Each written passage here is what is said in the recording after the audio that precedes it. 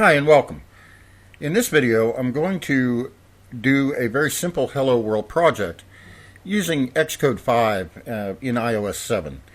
So the first thing you will see when you open Xcode normally is the organizer window. And the organizer window has been reorganized and retasked.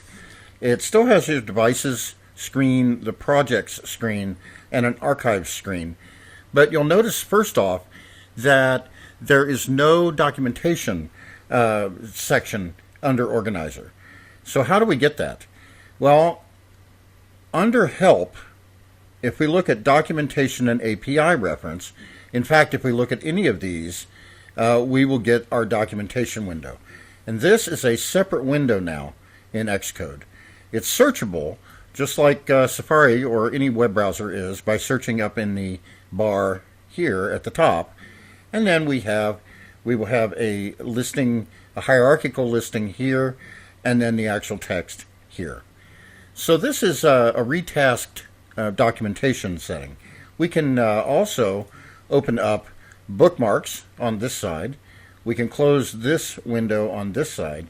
And so we have control in a similar fashion to the way we have controls of our different panels within Xcode itself. So that's how we get to the documentation, which is a very important part of developing within Xcode. So let's go ahead and close this. This is the projects window, and right now we can see I have no projects listed. To create a new Xcode project, I can either say File, New, Project, and that will bring up the new dialog, or I can just simply say Window, and then Welcome to Xcode. And we get to the same place. We will create a new Xcode project, and we see this very familiar looking interface. Everything has been sort of flattened in its icons and things, but we're seeing a very similar interface to what we saw in Xcode 4. I'm going to select a single view application. You will notice that several of these icons have changed as far as what they do. But it's a single view application, and I'm going to call it Hello. And I'm going to program for the iPhone. Select Next. Once again, it asks me where I want to save this. I'm going to save it under the iOS 7 selection, Unit 1, and say Create.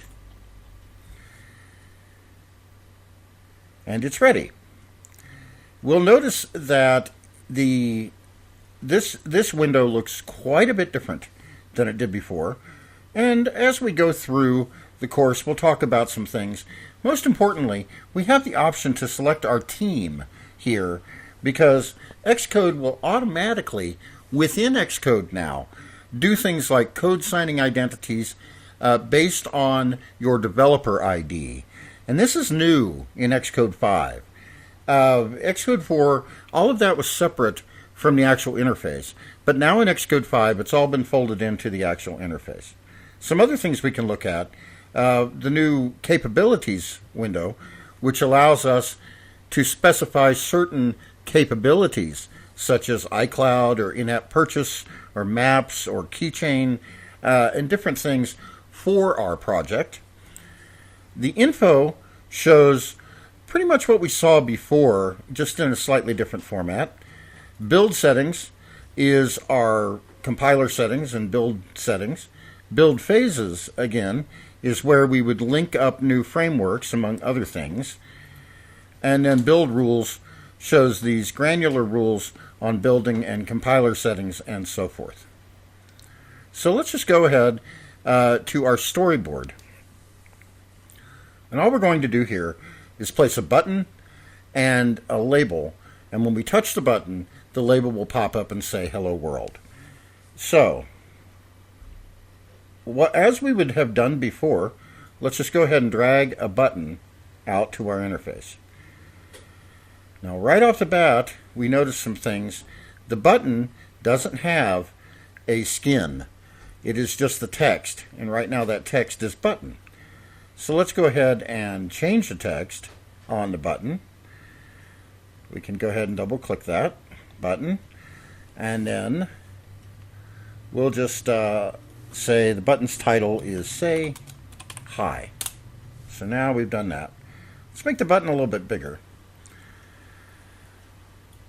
And it takes some getting used to because you're used to seeing a skin or a image around that button that makes it look like a button.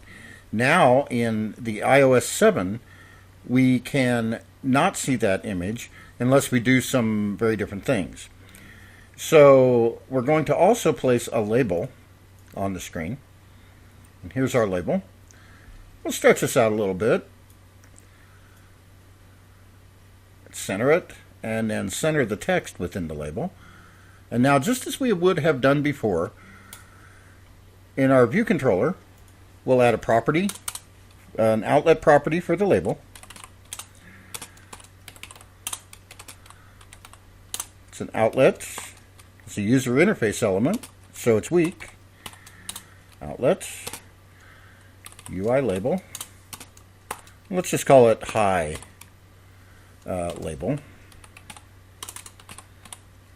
And then we need an action method for the button.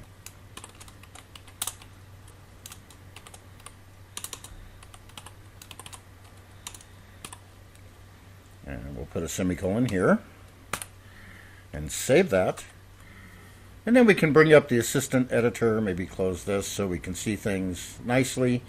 Counterparts will go to user interfaces.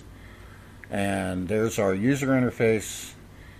And now we can just drag from this property to the label, and from this outlet, this action, to our button.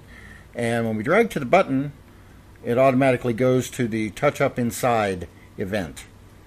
So that's kind of nice for us. So now let's go ahead and use the full editor window. And we've got this closed, the sidebar. We don't need it right now. So now we can grab our action signature method here and go to the implementation. We don't need to synthesize the property in this case because we do have automatic property synthesis. And we've had this since iOS 6, but it's something that that is fully baked into iOS 7. We'll talk about that some more as we talk more about iOS 7.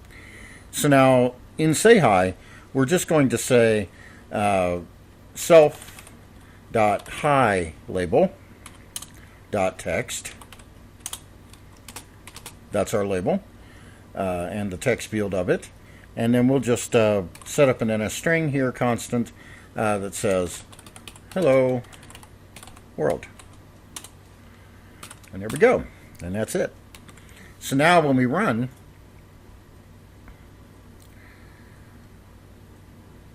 we will very shortly see we have a successful build. That's good. We'll shortly see this the emulator. And I'm using the Retina 3.5-inch emulator here. And there we go. So there we are. Now, when I click on Say Hi, the text in the label changes to Hello World. Another thing that you need to be aware of is in the storyboard, in the view controller or the view itself, the view controller's view previously was not the view including all of the real estate on the screen.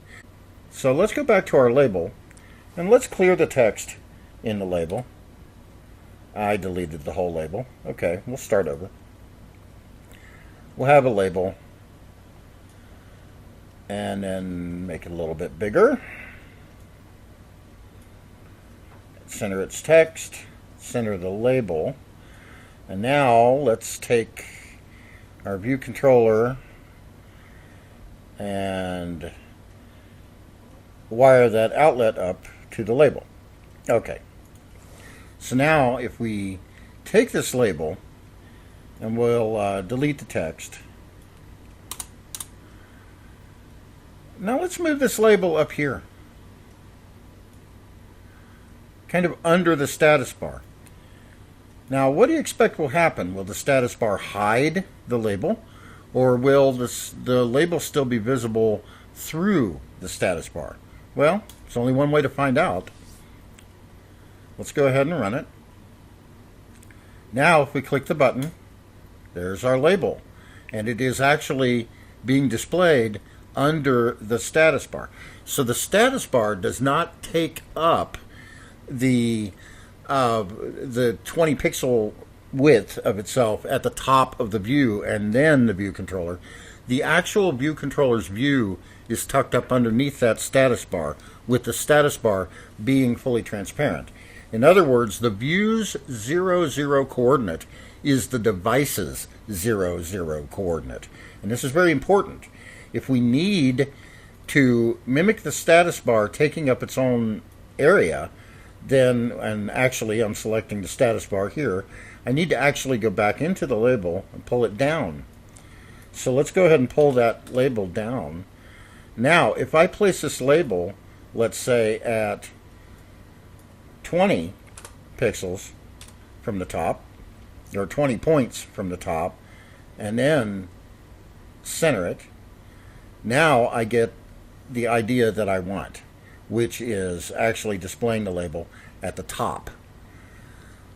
So this is one major difference that we're already seeing in iOS 7, is that a view corresponds with the view of the device, or the size of a view of the device, rather than a separate view that is separate from the status bar itself. Thank you very much.